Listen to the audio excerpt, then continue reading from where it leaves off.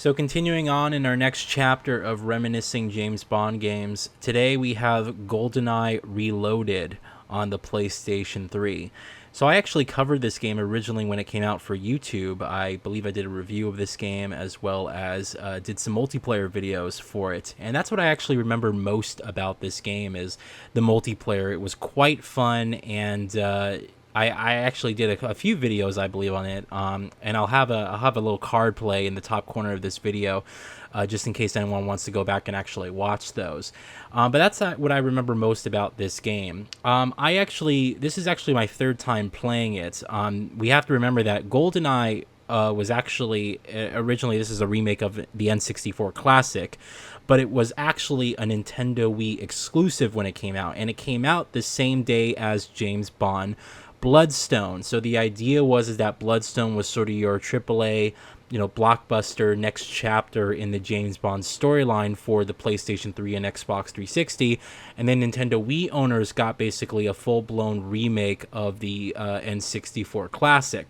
Now, I think as far as like fan opinion goes about this game, a lot of people don't like it as much. I think it took a little bit too many liberties or so with the GoldenEye license compared to the N64 game. A lot of people were hoping that for like a hardcore reimagining of that game, and I think it was the fact that they really banked on the gimmick, motion controls that the Nintendo Wii had, and so the game was all built around that type of play style, and it's very apparent with this remaster that we got a year later for the PlayStation 3 and 360. This game's action in particular is just not exciting whatsoever. I think that's the biggest issue with this game, is that when it comes to the actual moment-to-moment gunplay, it's just very bare bones, very basic, and the gunplay is extremely floaty. I mean, the guns themselves feel more like squirt guns than they do of actual, machine guns and assault rifles and pistols and so on and so forth. I mean, there's no real heft or velocity behind the actual gunplay in the game, and you don't get this sense of great control when you're playing it. It just feels very floaty, very animated, and it's just not, it doesn't feel that exciting. And as a result, combat here feels more like a chore than I would say an actual fun, engaging thing that you actually want to, really get involved in. However, what I think that this game has is its saving grace is its level design, and this level design allows you to sort of tackle most levels exactly how you want it. So stealth is a big thing with this game. They allow you to sort of go in there and stealth, and this game really has great level design where you have hidden pathways and vents, and they rewards you with sort of unlockable weapons and different ways to take down your enemies. Like, you can hack into enemy security systems, and so if they're in like an armed compound, you can hack the turrets in the room so they can take out all the enemies without you even laying a finger on them. And stuff like that is great, and I like that it allows you to sort of explore the environment and really work out the most interesting way to basically progress through the game. That's what I think this game's saving grace is. But a lot of times it does throw you into sort of the combat of this game, and it's not that exciting, and it really sort of leaves something to be desired. And so, you're looking at the action here, and I think that there's lots of explosions and so, but again, the guns themselves, and this is the real issue, the guns themselves don't feel like actual dangerous weaponry. It's just sort of like play imaginary shootouts almost. There's no real heft behind any of the weapons, and it's kind of unfortunate. It's interesting because when I sort of look at this game from like a complete objective perspective, I sit here and I say we have a full, complete story that is decently told. There's not really a lot of character development, I would say, but there are cutscenes, and the game does make an effort to sort of humanize its characters, and especially some of the animations. I mean, you get a sense for sort of the characters and what they're feeling in that moment as they're giving their performances. The voice acting is also actually pretty good in this game. In fact, Daniel Craig did a much better job voice acting for this game than he did for Bloodstone, and I think probably they did the voice acting for Goldeneye first, and he was probably so freaking tired from doing all the lines that when they told him, yeah, you gotta do another game, he was like, okay, fine, and he gave his just most boring performance yet. That's the only logical explanation I can come up with, because he actually does a good job in this game, and that's what really this game is. It's a reimagining of the GoldenEye Pierce Brosnan film. They took some liberties here and there, with the different action set pieces and what happens, but it sort of attempts to sort of follow that same story arc, but it's brought up to modern standards. You have new technology.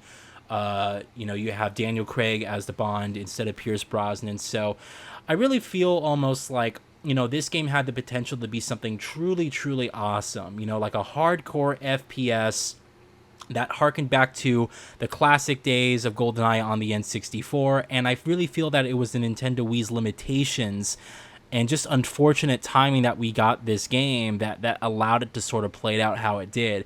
I feel like if this game waited for the Wii U, we would have got a much, much different style of game compared to this.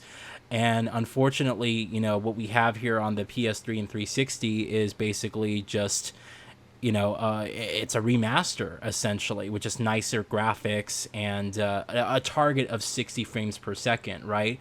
But again, the actual gunplay doesn't feel particularly good, and the reason is because it's really optimized for motion controls. And I remember actually liking this game a lot on the Nintendo Wii, but when I played it on the PS3, with GoldenEye Reloaded, I found myself that I liked the multiplayer aspect of it. That was probably my favorite part, but the game it just felt worse to play than I remembered it being on the Wii for that reason. So it's a bit interesting, again, I look at this game from a whole complete objective perspective, and I say this is probably the best James Bond game we got this entire generation, only because it does a good job at making a complete experience. Again, we have a complete story here. We have decent looking graphics. Again, it's an animated look. It's taken from the Nintendo Wii era, and I think they did a good job at least updating the models and stuff like that in order to look decent on the PS3 and 360. But it has that sort of animated cartoonish look, which I feel like was probably the right choice, because if they went for a more realistic look, something like Bloodstone, it wouldn't have aged that well. But still, I feel like it does look decent. The gunplay, again, is very unexciting, albeit almost boring, but it is serviceable. And again, that level design, this is, in terms of a James Bond game for the 7th generation, this is the best level design I've seen, in all of them. And it really does account for all these different play styles, and I really do have to give it a lot of credit for that. It can feel at times like you're almost playing Deus Ex rather than a James Bond game, and I do appreciate that level of complexity that they put into the levels in order to service both those gameplay types. So when I look at it from that perspective, that's why I'm saying, yeah, this is probably the best James Bond game we got during the 7th generation. But it's not the one I had the most fun playing. It's just the one that I feel is the most complete experience of the bunch.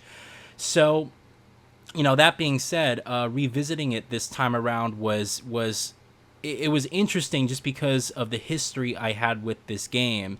Again, I played the original Wii version. I did play GoldenEye on the N64, although I have a very, very faint memory of me going to my friend's house and us playing split screen on his massive 43-inch tube TV.